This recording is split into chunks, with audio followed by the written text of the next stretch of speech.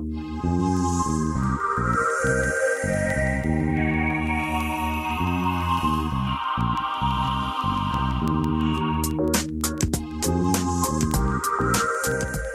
to Just Energy Radio with your host, naturopath and medical intuitive, Dr. Rita Louise.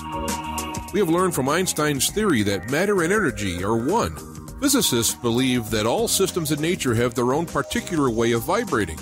From the swinging of a pendulum to the waves of the ocean to the light that brightens the sky each day, each of these oscillates at its own unique rate. The same holds true for every thought, feeling, event, or word we speak.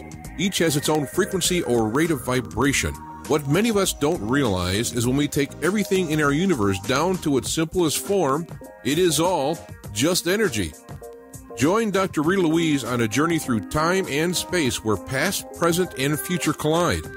Today, what you believe may be called into question. What we want to know is, who made up the rules? Be brave and step outside the box.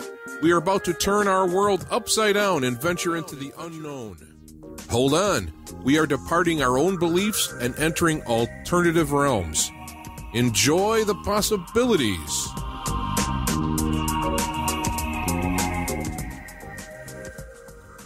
Hello and welcome to Just Energy Radio. I'm your host, Dr. Rita Louise, and thank you all for tuning into this show today. Okay, clear my throat so I can actually have a voice to talk with. Just Energy Radio is brought to you by soulhealer.com, where you can learn about all the products and services I offer, including medical intuition evaluations, energy medicine sessions, and intuitive counseling. So check out the site. Give me a call. Set up a time for a session. And it's also brought to you by the Institute of Applied Energetics. That's www.appliedenergeticsinstitute.com.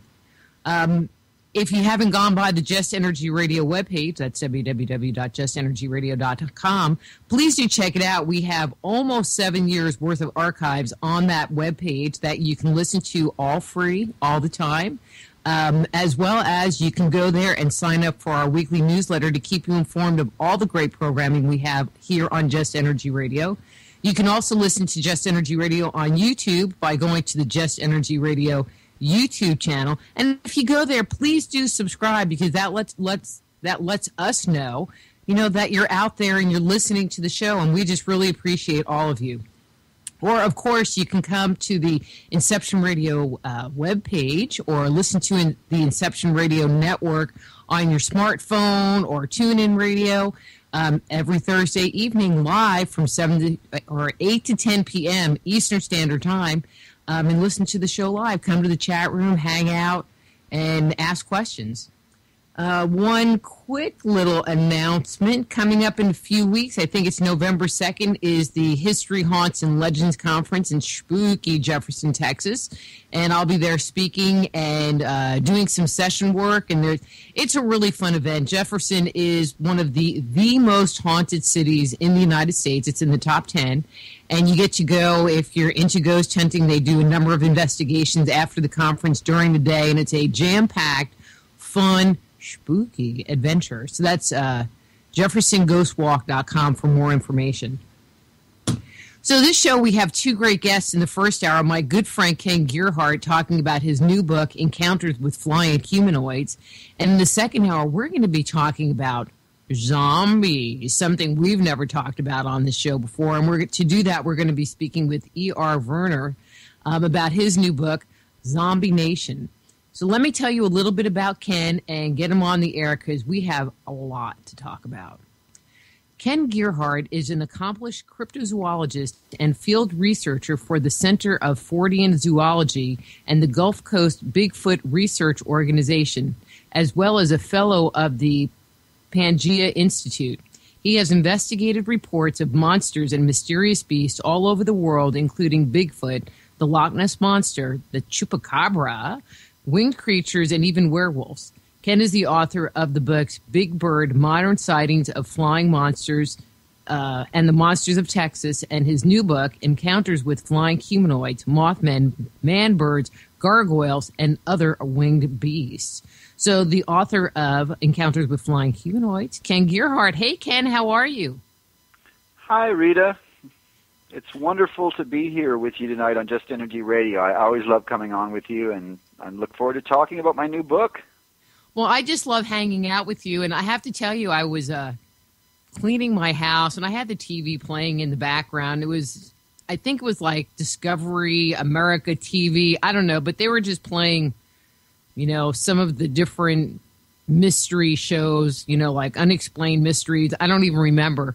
And I'm, dusting or doing something. They're like, well, now we're going to have Ken Gerhard here. And I'm like, hey, it's Ken. I know him. Oh, awesome. Well, thanks for watching, even if it's sort of in the background. I appreciate it. Well, I actually stopped, and I'm like, well, does he have his hat on? The important things you have to check out. Did they let him wear his hat? Yeah, usually. About 8 out of 10 times they let me wear the hat, so I can sneak it by them. Okay. So your new book, Encounters with Flying Humanoids, really interesting topic. When I think of a winged humanoid, the first thing that comes into my mind are visions of angels. But for most people, angels are spirit beings and don't take on three-dimensional form. So is that what you've discovered as you look at this whole concept? Well, I have to tell you, Rita, that this is definitely one of the creepiest and most utterly bizarre topics that I've ever investigated, that of flying humanoids. And, of course, you mentioned flying humanoids. You and I were discussing that before we came on. Sometimes you mention flying humanoids and people are like, huh? What? But as you kind of indicated, there is this common sort of perception that I think all humans have all over the world about, images of beings like angels. In different cultures, of course, they take on different themes or tones, and I'm sure, you're so very knowledgeable on yourself, I know, on, different mythologies and folklores about some of these beings. There's just so many great examples. Now, I do admit in the book that angels are not really an area that I would even want to really tackle, because there are so many other excellent researchers on angels out there that are, much more knowledgeable, theologians and so forth. My angle was, of course, looking at things like the Mothman of West Virginia and similar creatures that are kind of on the outskirts or fringes of cryptozoology. Typically in cryptozoology, we tend to tackle things like Bigfoot and lake monsters and things that are still pretty remarkable and, from a scientific point of view, very controversial. But when you start investigating things like flying humanoids or the Mothman, a lot of cryptozoologists are very uncomfortable with that, of course, because you're really dealing with something that is no rightful place in the fossil history, in the zoological realm as we know it.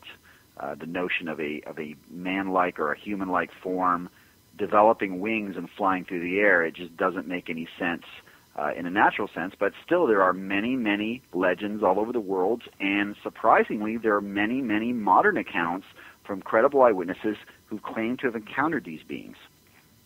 And that was the part that I found the most fascinating, because I thought it was going to be kind of this mythological survey.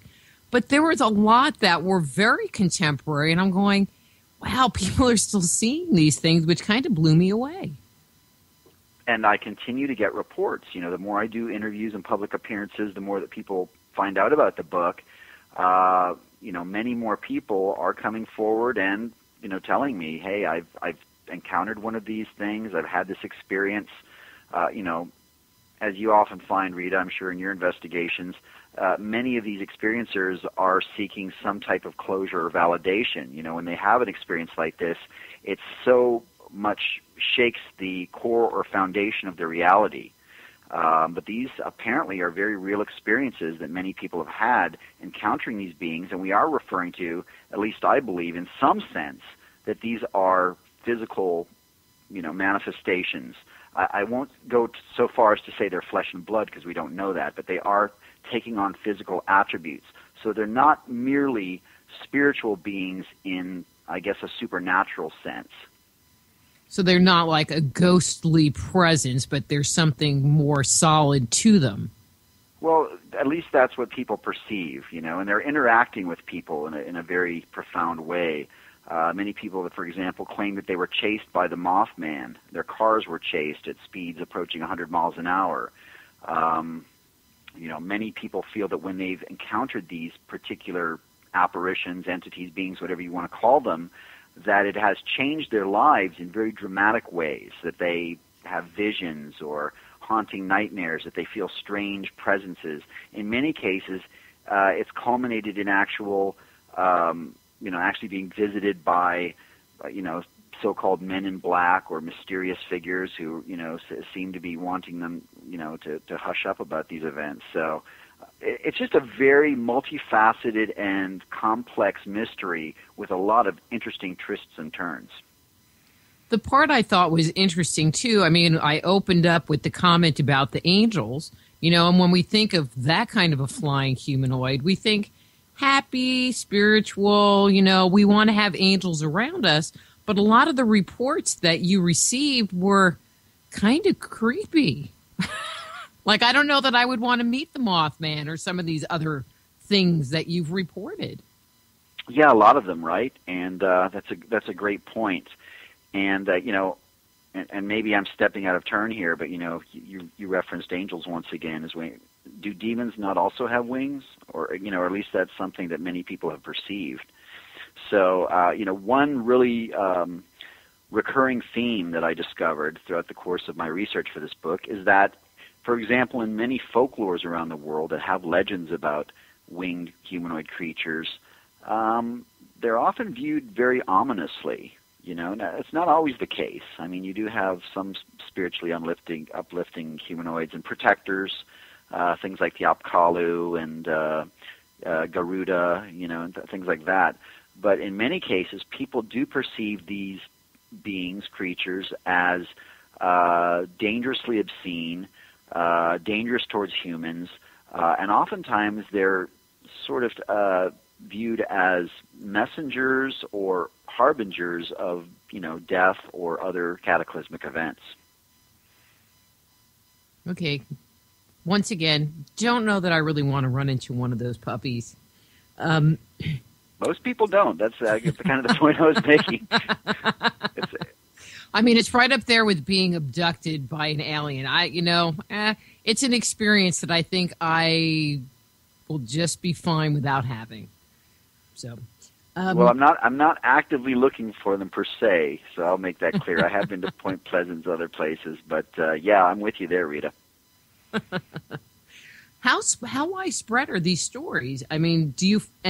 All right, this is kind of a two-part question. So how widespread are these stories? And then when you hear these stories in different locations, do you find, and this is just kind of in a general sense, do you find parallels between them? Sometimes, but for example, there appear to be many different delineations or types, many different descriptions that don't always jibe. But, let's talk about, first of all, in a mythological aspect. Virtually everywhere in the world I found some type of reference to a flying humanoid-type creature in a mythology or folklore. Oftentimes these beings were portrayed or depicted on in bas-reliefs or pictographs, paintings, whatever. Africa, Asia, not so many from Australia. I know I do write about the bird woman of Minehead near New Zealand, South America, and North America. Now, there do seem to be some evident hotspots or concentrations. For example, North America, and specifically North America, West Virginia, California, Texas, Washington State, Pennsylvania, Maryland, and then in Europe, many, many accounts from different countries there, some mythological, some modern, and many from Asia as well, and a few from Africa and Indonesia and so forth. So very widespread. Now, as far as the modern reports go, I guess you could also say they're widespread, although most of the modern reports that I've received have kind of culminated in North America and parts of Europe. Not so many in the old world of Africa and Asia, but it definitely seems to be a global phenomenon, no doubt about it. Well, and just because you haven't found reports from Africa and Asia doesn't mean that they don't exist. It might mean that they're just not documented or you just haven't heard about them. Exactly. I don't have a lot of you don't have a bunch of friends in some there? of those places. And in different cultures, people don't always, feel the need to, relay these experiences. In many ways, they could be viewed as, I guess, very spiritual, very personal, and depending on the culture, some cultures are a little bit more close to the vest in terms of what they'll put out there, what they'll share with other cultures, and so forth. So most of the reports I'm aware of course, people have gotten in touch with me, or people have gone to the drastic measure of going to the police, reporting it to law enforcement, or sometimes speaking to the media about it. That would be kind of weird. I mean, that would just be kind of this winged creature was chasing after me. I think they would just think you were weird. Yeah, and I'm sure you realize that people are certainly concerned about the ridicule factor. So at least in my opinion, it's a very strong indicator, very strong circumstantial evidence that at least in the past years, people that had these experiences, the fact that they would go so far as to, go to the police and report it, which happened actually in many of the Mothman cases, for example, someone is certainly putting themselves at risk, of more than ridicule if they're willing to go to the police and if the police were to perceive that they were somehow trying to perpetrate a hoax or a joke. I mean, there could be legal ramifications for that. But long ago, Rita, of course, before we had the Internet, these days I'm afraid it's just so simple for people to get on the Internet and say, oh, I saw 3 Bigfoots in my backyard, or an alien came down and abducted me. It's very impersonal because a lot of times it's anonymous or they're just putting it out there. But for someone to actually go to the police, which used to happen back in the 60s, 70s, and file a report, that's pretty drastic. And to me, that's very compelling that these experiences must have had a very dramatic impact on these people. Really, you don't even really think about it that way, but I agree. So you keep talking about this Mothman. So who's the Mothman? Oh, gosh. Well, Mothman is undoubtedly the king of flying humanoids, one of the most creepy and enigmatic figures in all the annals of the unexplained. And Mothman was first reported in and around the town of Point Pleasant, West Virginia during the years 1966 and 1967. Point Pleasant, incidentally, is a little rural community on the Ohio River, right across the border from Ohio. It's in far western West Virginia. It's a little bit north of Charleston.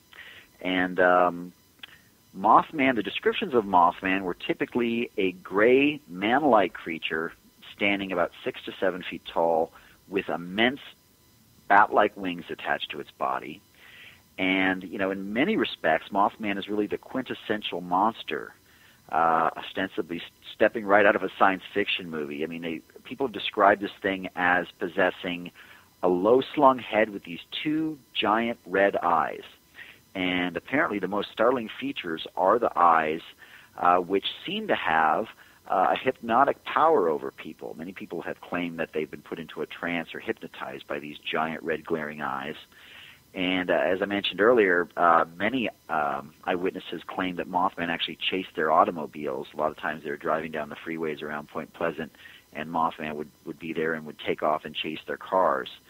And you have all these other aspects of the Mothman case. Now, probably the most alarming is the tragic collapse of the Silver Bridge, which occurred exactly a year after Mothman came onto the scene in Point Pleasant. And the Silver Bridge was a major bridge right there over the Ohio River near Point Pleasant.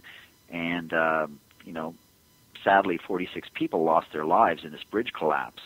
And to this day, many of the residents of Point Pleasant feel that there was a connection or a link between the appearance of the Mothman and this bridge collapse. So it's a very sad and startling case.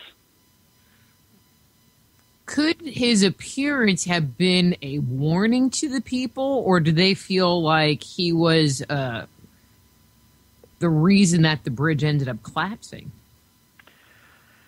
Well, what I discovered when I went to Point Pleasant was that the residents there still feel that there is a connection between the appearance of the Mothman and the Silver Bridge tragedy. Now, I don't think they know for sure whether the Mothman, was actually the cause of the disaster, but, they do feel that there was some kind of link. It's an interesting symbolism, just a sidebar here, Rita. The fact that these winged humanoids are often viewed as sort of omens or messengers of bad events, and if you think about the physical characteristics, the fact that they have wings, well, what do wings represent in the spiritual world many times? Messengers.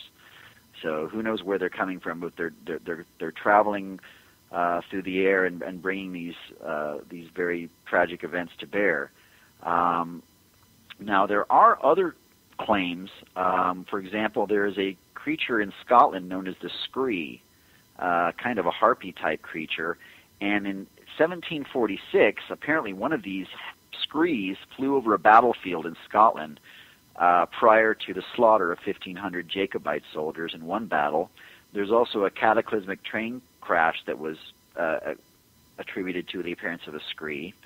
Now, there are really vague and ambiguous accounts of Mothman-like creatures appearing before 9/11 in New York, before the Chernobyl nuclear disaster, the Japanese nuclear disaster, and so forth, the tsunamis, all that stuff. So, but I didn't really find anything tangible throughout the course of my research with regard to those claims. I think a lot of that may just be kind of urban legend.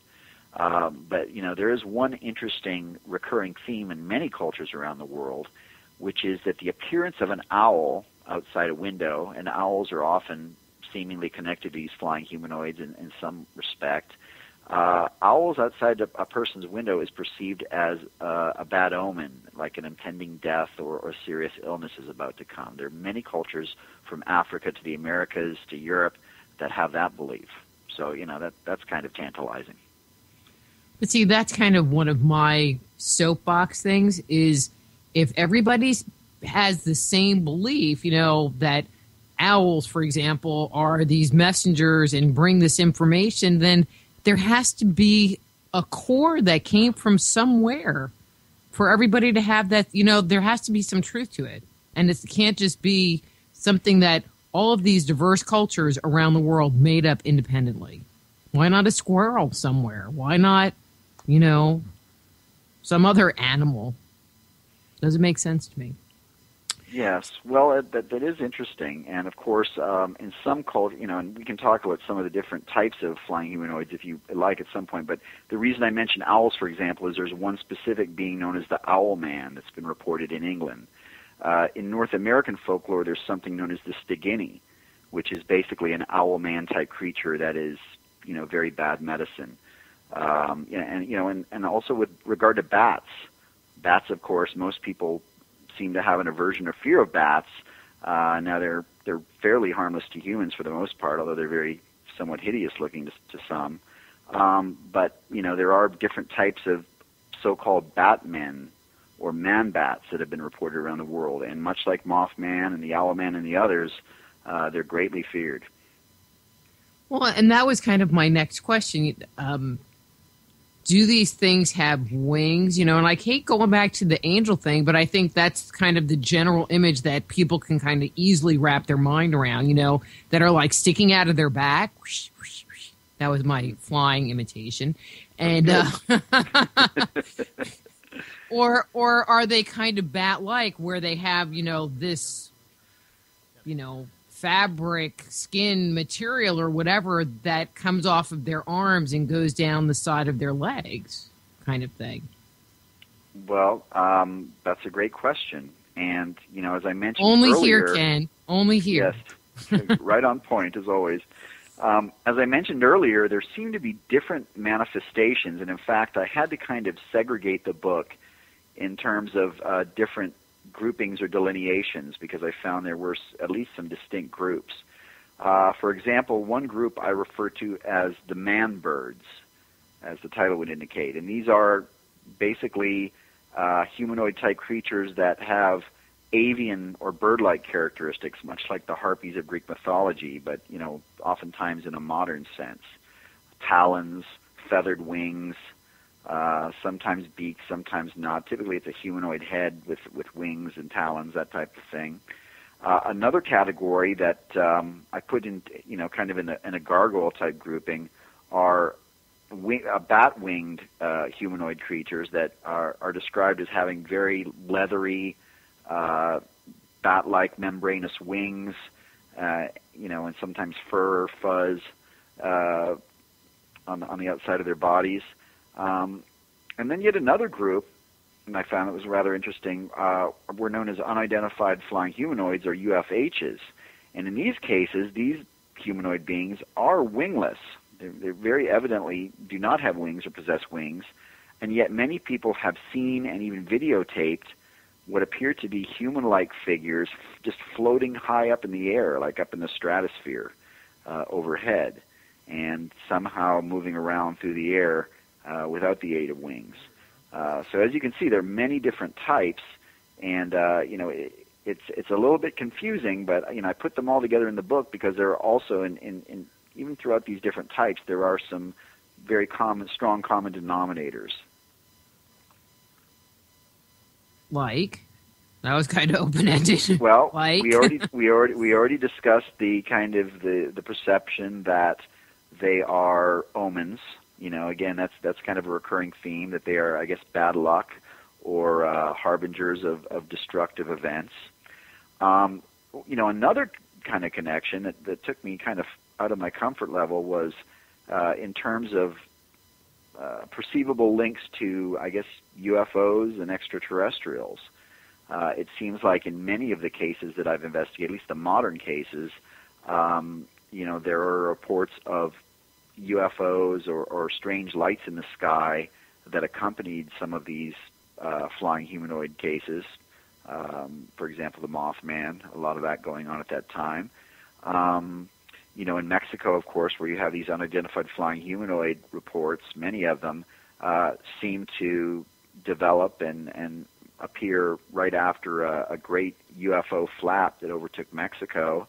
Some of the locations where flying saucers or UFOs have been seen, like Mount Rainier, Washington, there have also been reports of flying humanoids. Counties in Pennsylvania that have had a lot of UFO activity, same thing. So those are the two things that really kind of jumped out at me. The fact that at least in some way these beings seem to be connected to the UFO phenomenon, and also the fact that they are considered to be something that you want to avoid. Again, evil or destructive beings. I find it interesting that you're finding a connection to the whole UFO thing. If you go with the postulation that, the creatures that were in mythology were extraterrestrials or, some facet of, the whole ancient alien thing, and they haven't left, then you would expect to find the same or similar creatures presenting themselves now. Don't you think? Well, I would certainly think that's the case. I mean, why would there be any reason to think that if they were ever here, that they would ever stop coming for whatever purpose they were coming for? Now, again, just to reference some mythological things, you have, in ancient Sumeria, for example, the Apkallu or Abgal, which were these winged human-like beings with long beards that you often find in many of their engravings and different pieces of artwork. Now, the belief is that they were somehow, obviously, from the sky, and I guess the wings could be used to symbolize that. In Mexico, the ancient Maya civilization, and before them, the Zapotec and the Olmec, believing that many of their gods originated or came from the sky. And then you have, Quetzalcoatl, which is the feathered serpent, I guess somewhat humanoid king from the sky.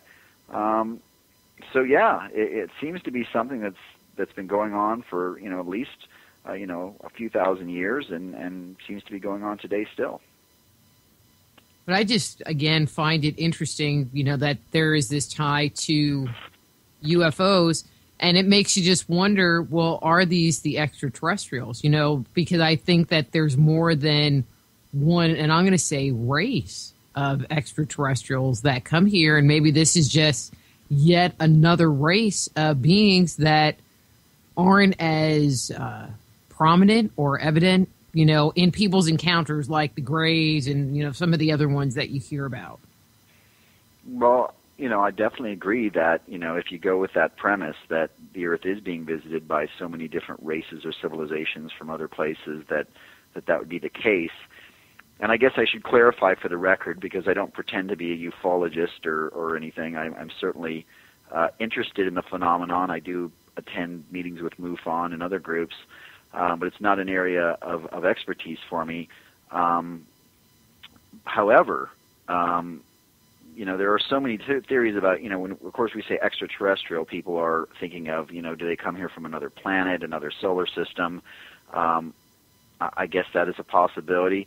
Other people, of course, have wanted to put it in terms of interdimensional, and there's, it's almost, I guess, a similar type of explanation for the same type of phenomenon, because there could certainly be other dimensions of time and space. And again, I'm not a physicist, nor do I pretend to be one on the radio, but I understand that concept is palatable. That there are other dimensions and concepts of time that we're not always familiar with, and that whatever these beings are, wherever they're from, wherever they're traveling from, they are visiting us, and they do seem to have an intelligence and a purpose behind them. Mm-hmm. Yeah, stay away from us. Or maybe us stay away from them. I don't know. These wings, I just, you talked about that there are different kinds, but do they seem, and I'm not even sure you can answer this question, but I'm going to throw it out anyway, as if they're part of their anatomy, or do they seem as if they're somehow mechanical, attached on some kind of suit they might be wearing? Well, again, different cases have indicated different results. For example, Mothman, the Owlman, some of the others that I've investigated that are very prevalent, they do definitely appear to have wings physically attached to their body that are, moving in a somewhat natural way and allowing them to become airborne. But there are some cases, and I'm glad you mentioned it, of apparently mechanical wings. For example, there's a famous case I discuss in the book about the flying aeronauts of Washington State, and these were man-like figures that apparently had silver, metallic-looking mechanical wings attached to their bodies, and these humanoid figures were seen floating around up in the sky above Mount Rainier, Washington, and Tacoma, Washington in 1949, I believe, and it was just a year or two after pilot Kenneth Arnold had the first so-called flying saucer encounter in that very same place. There's also a case in Nebraska where a farmer claimed that he looked up one day and saw this, what he described as a demonic being hovering high in the air above his farm. But he also claimed that this particular being, that the wings that it possessed were mechanical in nature, silver and metallic, and that he was manipulating them and using some type of control panel that was strapped to his chest. And then again, there was a very famous case in Kazakhstan where a young woman saw this flying humanoid creature coming over, and though he didn't have wings, he had some type of device or a contraption on his back. She described it as a rucksack, and that's what it was using to stay airborne. So again, many different types. Well, you're talking about them being able to be seen, but that also would imply that they're really not that far away either. I mean, because if they were, and I don't know how far away you would need to be, but, if you were as far away as a small aircraft, for example, in the sky, so you were still in the, well in the atmosphere, you really wouldn't be able to make out that it was a person. So there has to be, they would need to be pretty close to for them to be recognizable as being humanoid. That's an excellent point. And, there's one specific encounter that I talk about in the book that's really chilling, and it's a face-to-face encounter that a woman had with Mothman. And she was literally standing within feet of this creature. It was on the ground at this time. And the woman's name was Marcella Bennett, and this was the second night of the Mothman sort of craze or hysteria. She didn't even really know that this Mothman creature was lurking in her neck of the woods, so to speak. She was a resident of Point Pleasant, and just within, hundreds of yards where the initial Mothman encounter had taken place the night before, she was getting out of her car one evening, and according to her, this being rose up off of the ground pretty much right in front of her. And, at first she was looking down at the ground, and she first noted its feet, which she described as just looking really weird and bizarre, and she didn't know what to make of it. And as she rose her head up and her eyes up, and saw this thing, she was literally in a state of panic and shock because she thought it was some type of man, but not a man of this earth. That's how she described it later, that it was kind of a strange, gray, feathered-looking bird man. And, when she saw its eyes, again, Mothman's giant red luminous eyes, she actually collapsed and literally lost her legs and collapsed on top of an infant child she was carrying. So, that's the closest that I know of that anyone's come to one of these things face to face, and I can't imagine anyone wanting to do that again. I guess they don't really talk to you very much, but we have a question from the chat room from Bob Tarmac, and the question is, aren't jinns, J-I-N-S, rumored to be skywalkers that shapeshift into various creatures? Well, I have to confess, I'm familiar with the jinn superficially. It's not really a thing that I cover in the book, and that I'm not, and I know there are many excellent researchers out there like Rosemary Guiley and so forth that have really delved into that mystery. The way I look at it is that, the jinn, and I believe the jinn, or whatever they are, basically represent these same types of entities or apparitions that we're talking about here, and also that we talk about in other forms as well. In terms of, non-human, ultra-terrestrial creatures that seem to, for whatever reason, be bent on interfering with our lives, bringing us bad energy, interacting with us in very frightful and threatening ways. And, these particular types of beings, whatever they are, seem to have been around, since time immemorial and in many different cultures. But I can't specifically speak to the jinn, but I guess that's as good an explanation as any as to what these things might be. Well, kind of talking about shape-shifting, one of the things that I discovered in my research, which, I'll be talking about when I start on my new book, but not yet, working on a video right now, is that there were many cultures, like in Norse mythology, for example, where they would have like a ring or a belt that they would put on, or they would have a feather, and they would use these devices or a feather cloak, and they would put the cloak over their shoulders, and it gave them the ability to fly. I thought that was kind of interesting. I love those stories. And, I studied some of that when I was doing my research into werewolves for a television show that I did a few years ago. But, of course, the berserkers, as they were called, were these fierce Viking warriors that would put on these animal furs and before they went into battle and basically would take on these animal-like characteristics. Excuse me. And, of course, Native Americans, many Native American tribes refer to these shapeshifters, which I guess is a similar premise. Now, in the book, I discuss one type from North America known as the Ishkatini. And this is, I believe, a Cherokee legend from Oklahoma. And the Ishkatini were essentially Cherokee medicine men who would go through this ritual or rite of passage where they would go out into the woods and essentially, I feel stupid that I can't remember the whole thing, but it had something to do with about burying something next to a certain type of tree and so forth. And then they would essentially transform into these great birdmen and soar through the skies and perhaps, avenge the fallen or whatever they did. But, very similar to that premise. But see, that's really cool. And we don't know if these birdmen are doing the same thing, if that's really their natural appearance or if they are some kind of shapeshifter or, using some kind of cloaking mechanism, we just don't know.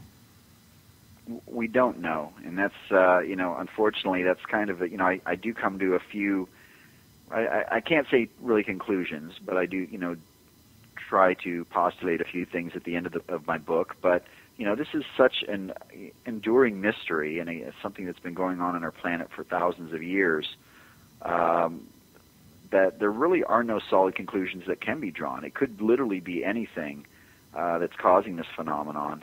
But the main point that I want to make throughout the course of the book and in the process of writing the book is that it's a real phenomenon. There are credible people that I've spoken to that have had these experiences. They've had a profound impact on their lives, and we can find traces in different mythologies and cultures around the world that would indicate that this has been going on for a very long time. So what is the most recent one that you either have or have included in the book of somebody having an encounter, just to kind of give people an idea of how recent some of these stories are? Well, the most recent report that I've received that I think is very credible, unfortunately, did not make it into the book because I'd already put the book or released the book to the publishers at that point. But a gentleman from Big Spring, Texas,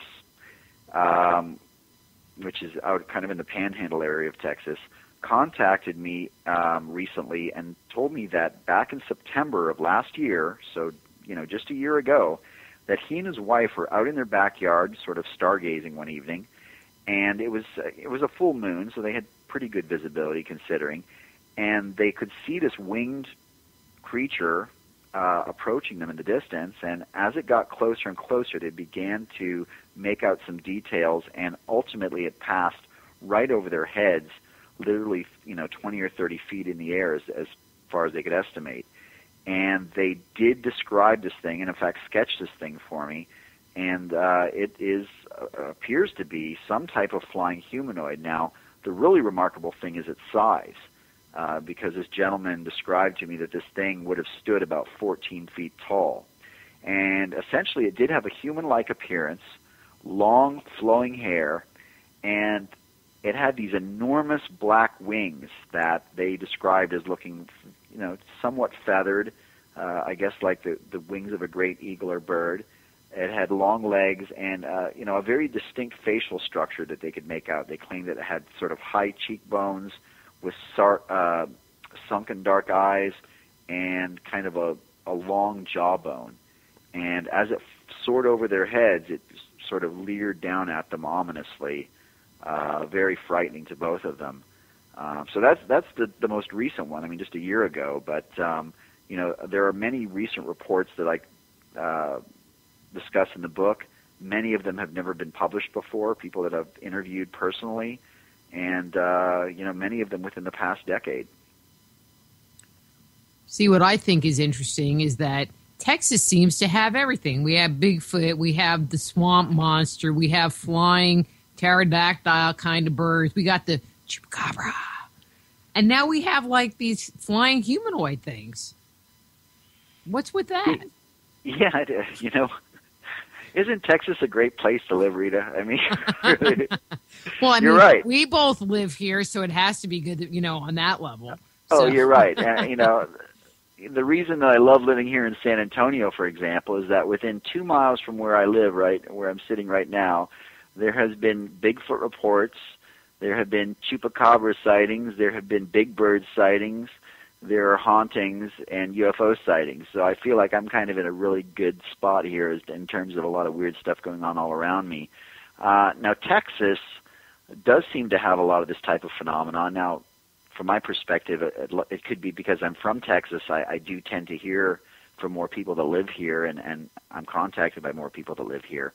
But if one were to look at a map of the North America and to ignore the geographical delineations or borders that are artificially conceived by politics and wars and so forth, Texas is essentially, in my opinion at least, a part of Mexico, or a part of the terrain or the habitat that is contiguous that comes up from Mexico.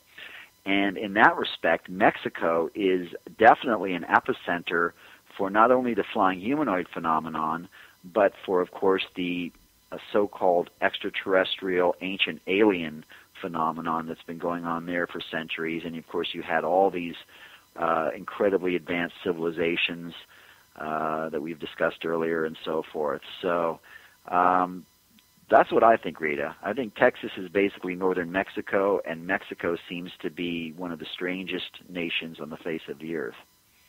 Well, it does seem like there is so much UFO activity. I mean, not to get into a whole UFO conversation, but a whole lot of UFO activity that happens in Mexico, that much more than in other places around the world, which is like, why there?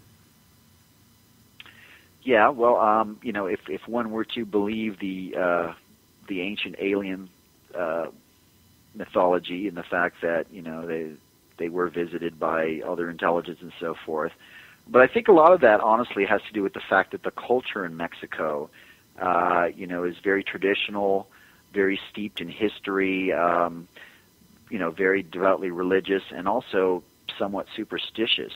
For example, many of these cases of, Mexican flying humanoid cases and videos made pretty big news in Mexico. They were picked up by a lot of the major news channels and newspapers and pretty much made, headline news. And unlike North America, I think the experiencers or eyewitnesses of these different flying humanoids were not simply labeled as crackpots. I mean, they were given, some air of credibility. I think that's very different from here. You certainly wouldn't expect to turn on CNN and see them doing a story about, a flying witch, for example, attacking a police officer.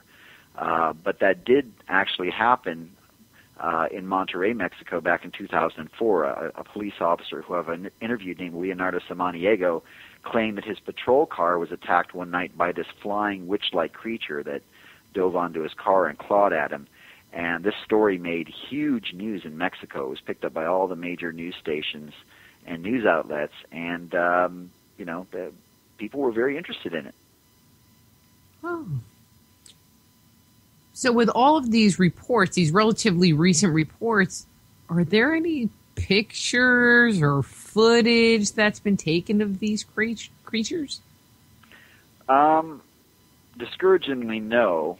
Now, I mean, I knew you were going to say that, but I figured I'd ask the question anyway. But go ahead. Well, I should also add that some of these UFH, unidentified flying humanoids, that I discussed a few moments ago in Mexico, there are several videotapes on YouTube of these figures that are flying high up the air. These images were captured by different Mexican UFO researchers and sky watchers.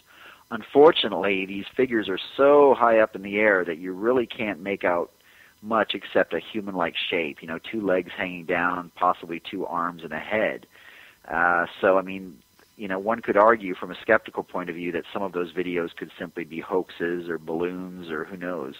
In terms of Mothman, there is one alleged photograph of the Mothman that a gentleman named Andy Colvin. Andy Colvin's written several books about the Mothman and actually refers to himself as the Mothman's photographer, because there's one photo he took when he was a young boy of this Mothman-like creature peering in the window at him. But it's unfortunately it's not a very good photograph in terms of clarity and so forth. It's not something that you could view in a scientific sense, but it is tantalizing. So, no, there are not any really. There are no photographs that I'm aware of. Now that would be interesting to see, of course, and no physical evidence either. No one's collected any type of feather or giant egg or nest or anything that I guess you could claim was somehow associated with these flying humanoids either. So it very much this phenomenon very much dwells in the realm of the supernatural. Well, that brings up a really great point, is the sightings seem like they're happening in more metropolitan areas versus where you would expect to find Bigfoot, which is out in the middle of nowhere. Yeah, that's fair to say. Off the top of my head, most of the reports that I'm aware of, of course, I mentioned Point Pleasant and some of those other areas are slightly rural, but they're not out. They're definitely not out in the middle of the wilderness. Now, one exception to that may be a creature that is colorfully named the Bat Squatch, and this is an enormous hairy flying humanoid creature that was encountered by a young man on a mountain road in Washington State. And he described this thing. What's really weird is he claimed that he was driving down this isolated road near Mount Rainier. Suddenly his car engine died, and then a few moments later this massive, muscular, hairy creature descended from the sky. It had giant bat-like wings and kind of a head like a wolf or a dog. And this thing was just utterly unbelievable. And he just sat there kind of in his car, I guess wishing that it would go away for a few minutes, and it finally did. And his car apparently started back up, and he was able to drive home where he, collapsed in a state of shock, according to his parents. But that's the only one I'm really aware of that's been encountered out in the middle of nowhere. That all of the attributes, it's like part Bigfoot, part flying humanoid, part alien, part werewolf. It's got everything. You just need that, and you proved everything. Anyway. Yeah, it's kind of funny how it all kind of ties together, right, Rita? And I should point out that a gentleman named John Keel, who is the author of the Mothman Prophecies, of course, famous book that was made into a movie with Richard Gere, he was really the primary researcher of the Mothman phenomenon back in 1966, 67 when it was occurring. And Keel was a colorful character. He was very interested in the UFO phenomenon, but he also referred to himself as a demonologist. And in Keel's view, a lot of these unexplained phenomenon that we encounter all over the world, including UFOs, spirit activity, Bigfoot, and the like, are all connected and are in fact stemming from the same source. That these are all, he referred to it in many ways. Kind of his big picture view was that there was a cosmic joker, that's what he called it, that was essentially an ultra-terrestrial intelligence that would manifest in all of these different ways, essentially to keep humans, I don't know, what would be a good way to put this, to keep humans at bay and to kind of to mess with us, I guess, is what I'm trying to say here, and for reasons far beyond our comprehension. So if one were to take that view, it fairly neatly explains pretty much every unexplained mystery on the face of the earth in one fell swoop. Well, at least you didn't say that they were all demons.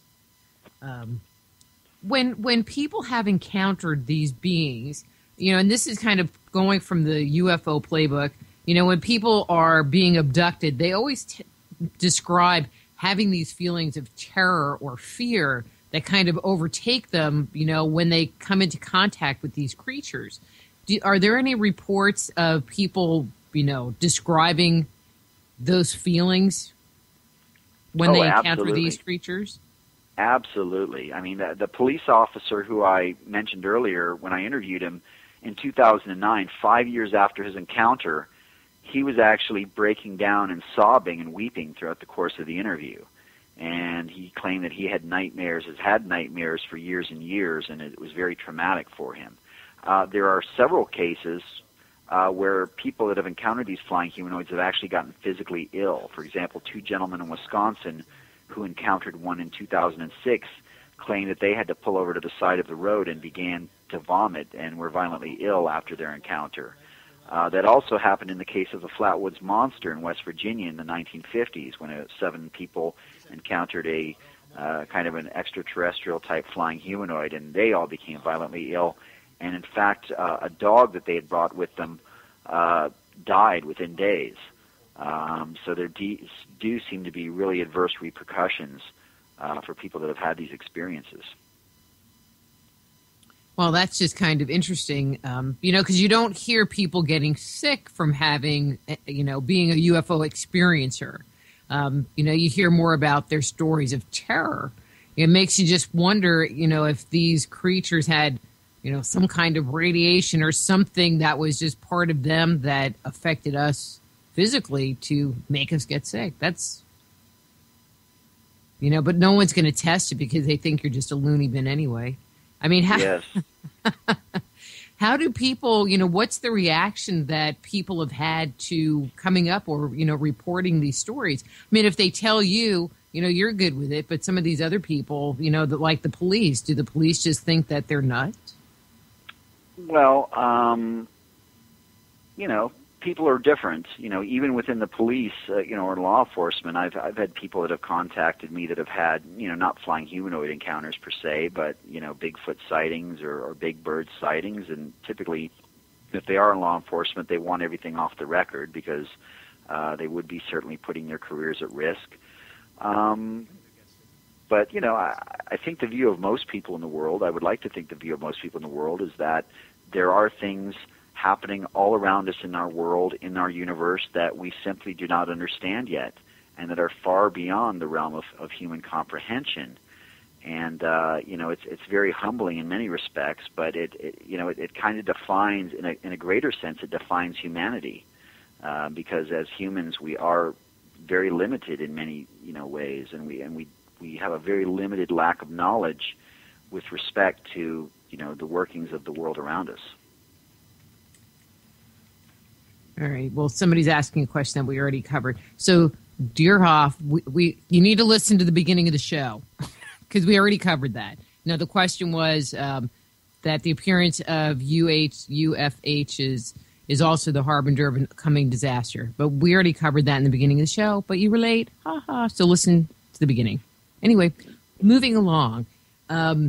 I have to tell you one thing, Ken. It's like, your ability to pronounce the names of some of these creatures, I commend you because I would just be flubbing along or skipping their names completely because I can't pronounce anything. So